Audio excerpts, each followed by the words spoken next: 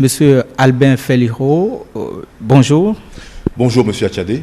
Alors, je rappelle que vous êtes le président de la Confédération nationale des employeurs du Bénin. Vous, en tant que celui qui défend les employeurs, les chefs d'entreprise, pourquoi la fermeture des frontières vous préoccupe? Oui, vous l'imaginez bien, dans une relation inter-État, la fermeture d'une frontière conduit à stopper toute migration. Et lorsqu'on sait la particularité qu'il y a entre le Bénin et le Nigeria, dont la migration est lourdement fondée sur des transactions commerciales. Et qui parle de transactions commerciales parle d'entreprise, et qui parle d'entreprise parle d'employés d'une part et d'employeurs d'autre part. Donc on est préoccupé au plus haut niveau, d'autant plus qu'au niveau de la Confédération nationale des employeurs du Bénin, nous avons plus de 60% de nos membres qui travaillent sur le marché nigérian, tant à l'importation à l'exportation. Et vous savez bien que cela touche toutes les catégories socio-professionnelles du monde entrepreneurial. Donc ça nous touche au premier rang. Nous sommes conscients que c'est d'abord un rôle de dirigeant, mais aujourd'hui nous sommes convaincus que le rôle le plus important doit être le rôle des acteurs eux-mêmes. Et c'est pour ça qu'on vous remercie d'avoir pensé à ce que l'opportunité soit donnée aux acteurs pour qu'ils s'expriment et peut-être même dans une grande convergence de points de vue, puissent aller aux négociations directement avec la partie nigériane. Alors, à vous entendre, on a l'impression que ce protectionnisme nigérian touche particulièrement, disons, les entreprises et même, disons, les employés. Est-ce le cas?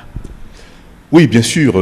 C'est un protectionnisme qui, à mon avis, n'a pas lieu d'exister lorsque on sait qu'il y a des cadres, tant au niveau de la CEDEAO, tant au niveau de l'Union africaine, que même dans la pratique de proximité entre le Bénin et le Nigeria, il y a des accords entre les deux parties sur le plan des douanes, sur le plan de la fiscalité, sur le plan de la santé, sur le plan sécuritaire. Peut-être n'avons-nous pas été entendus suffisamment pour que ces accords existent également au niveau de l'éducation. Une telle crise peut nous amener à réfléchir et à voir si les prévisions que nous avions faites à l'époque et proposées, ne seraient pas revues intelligemment avec les deux parties. Quels sont aujourd'hui les secteurs économiques qui sont fondamentalement touchés? Tous les secteurs économiques sont fondamentalement touchés. Nous sommes d'accord sur les questions de la réexportation. Nous sommes encore moins d'accord sur les questions des éleveurs qui, en toute bonne foi et en toute connaissance de cause, selon des accords bipartites, devraient produire pour la destination du marché nigérian. Nous sommes également moins d'accord pour les agriculteurs, les producteurs de tomates, de fruits et légumes, d'ananas, etc. et qui ont un cadre tout à fait naturel, normal, normalisé pour que les exportations se fassent j'allais dire, en bonne intelligence. Un peu moins d'accord sur les produits dits illicites par le Nigeria. Là-dessus, on peut encore discuter, mais rien n'est linéaire. Vous savez, c'est un dossier tellement compliqué, complexe, entrebriqué entre les différents intérêts qu'il faut y regarder de très près et voir les différentes parties prenantes, leurs intérêts, les enjeux qu'il y a et les aspirations des uns et des autres pour pouvoir prendre une décision. On s'attendait à ce que vous défendiez uniquement le secteur privé, mais vous me disiez tout à l'heure que les recettes publiques aussi sont affectées. Qu'est-ce que vous voulez dire par là? La position de la Confédération nationale des employeurs du Bénin n'est pas de faire du syndicalisme primaire, mais c'est vraiment de rester dans la logique de la défense des intérêts de notre nation. Il n'est pas question pour la Confédération nationale des employeurs du Bénin de défendre une partie contre une autre ou autre, etc.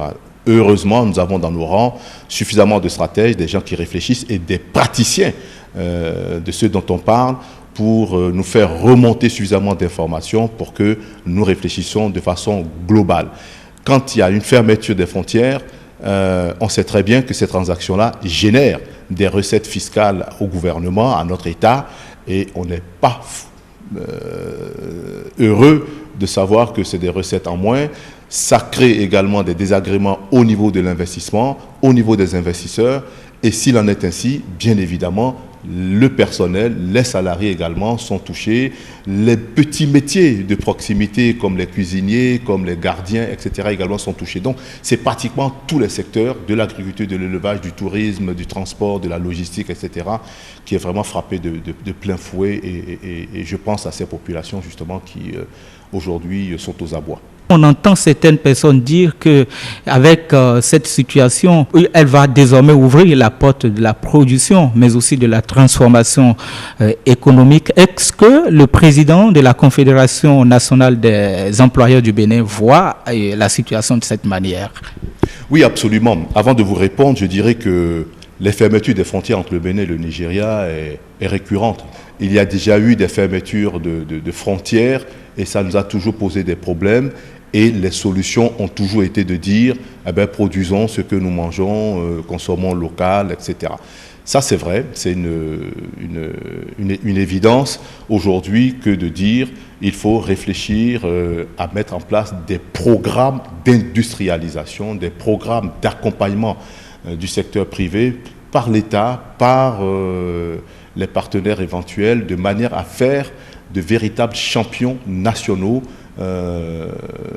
des industriels béninois. Et ça, c'est vraiment un plaidoyer que l'on fait, acquis de droit, pour dire, eh bien, il est temps que l'État béninois accompagne le secteur privé dans la mise en place de véritables champions. Il n'est pas inutile de rappeler que les réformes, d'ailleurs, qui sont mises en place, convergent vers ça, mais il faut maintenant donner un coup d'accélérateur pour que le raisonnement ne soit plus du tout politique, mais plutôt du tout acteur. Alors, vous dites que le Bénin n'est pas le seul pays touché sur le plan économique par ce protectionnisme. Vous voulez dire que le Nigeria aussi est touché? Il y a des contre-coups qu'elle subit et d'ailleurs, on entend nos homologues du Nigeria également plaider pour que les frontières s'ouvrent et que les habitudes reprennent, mais peut-être mieux cadrées. Il ne faut pas que ça vous échappe. Aucun Béninois n'a la force et la capacité d'introduire sur le marché nigérien des produits de la contrebande. Vous comprenez bien que c'est les mêmes opérateurs économiques nigérians qui suscitent auprès de ceux béninois de mettre en place ce réseau de contrebande. Aucun Béninois n'a la capacité d'organiser cela. Si vous prenez l'usine dont on parle, du plus grand richissime homme d'affaires africain d'ailleurs, qui vit au Nigeria, je me suis laissé dire que même ces usines aujourd'hui n'ont pas suffisamment d'intrants, de tomates qui proviennent du Bénin pour faire tourner justement à plein régime ces usines. Donc la fermeture des frontières, elle ne date pas d'aujourd'hui, elle est récurrente et en plus de cela, elle touche à la fois le Bénin, bien évidemment qu'on le subit de plein coup, mais le Nigeria bien évidemment. À côté du Nigeria, vous voyez, on s'entend dire aussi que le Bénin doit interdire l'accès du riz étuvé au Bénin parce que les Béninois ne mangent pas du riz étuvé. Non, on ne peut pas dicter au Bénin sa politique d'importation et d'exportation parce qu'on est quand même un couloir qui dessert l'interland. Il est temps que le tout politique soit modéré et qu'on passe maintenant au tout acteur. La CONEB, qu'est-ce qu'elle propose aujourd'hui pour sortir de cette situation? Bon, je crois que déjà, il y a urgence. Il y a urgence, il y a des conteneurs qui sont à l'entrée des frontières, qui sont au port. Je crois qu'il y a une solution presque urgente à trouver, une sorte de moratoire pour permettre que ces produits suivent le circuit normal sur 1 mois, sur 2 mois, le temps que les commandes déjà passées ne restent pas sur les bras de ces opérateurs. Il faut plaider pour que nos gouvernements plaident auprès du gouvernement nigérien pour que ces produits, qui sont d'ailleurs pour la plupart des produits périssables, ne deviennent pas une perte sèche pour les opérateurs économiques des deux pays. Dans la signature d'un nouvel accord économique ou commercial? Peut-être pas forcément en attendant la signature d'un accord, mais de revisiter les accords qui existent. Donc, ces accords bilatéraux qui existent, de douane à douane, de sécurité à sécurité, de chambre de commerce à chambre de commerce, de patronat à patronat, que ces contrats soient revisités et qu'on voit si vraiment ces contrats-là nécessitent d'être repris ou simplement de les appliquer. Ensuite, quand on a terminé ça, c'est de dire, oui, maintenant, les conditions dans lesquelles ces transactions devaient se faire, on réaffirme cela parce qu'il ne s'agira pas de re-signer des contrats parce que ces contrats sont signés, et de voir dans quelle mesure, eh bien, la contrebande qui s'organise de part et d'autre, il faut bien l'avouer, et plus de la part des Nigériens que des Béninois, eh bien, puisse s'amoindrir jusqu'à ce que ça disparaisse.